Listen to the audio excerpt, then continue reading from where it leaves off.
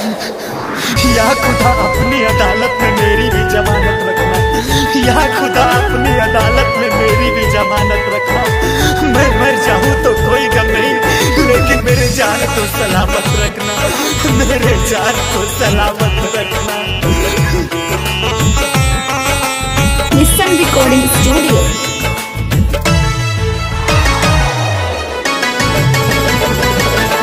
जान गई है जानी हाथवा छोड़ाई, दीवाना तो हर मार जाई। जान गई है जानी हाथवा छोड़ाई, दीवाना तो हर मार जाई। दीवाना तो हर मार जाई है, दीवाना तो हर मार जाई।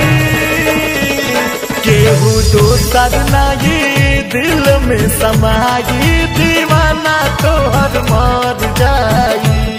केहू दोसर नाई दिल में समाई, दीवाना तो हर मार जाई।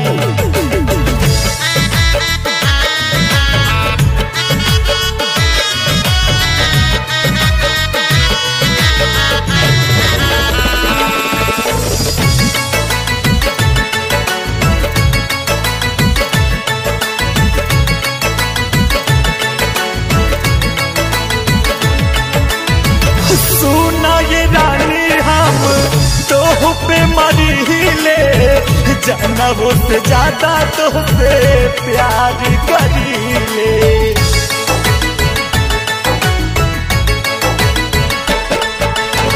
सुना ये रानी हम तो पे मरी ले, जानवों से ज्यादा तो पे प्यार करी ले। हमरे दिलवा के दिया बाबूताई, दीवाना तो हर मार जाई।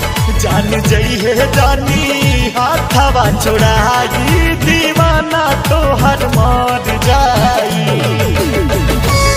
हमसे दूर जाओगी कैसे, हमसे दूर जाओगी कैसे, हमसे नजरें चुराओगी कैसे।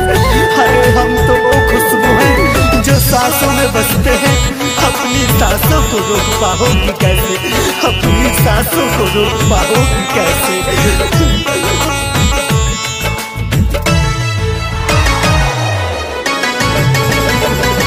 अपना दीवाना के तू जान भूल जाई है, आवन सुनी सहन के तू कभू न रोई है।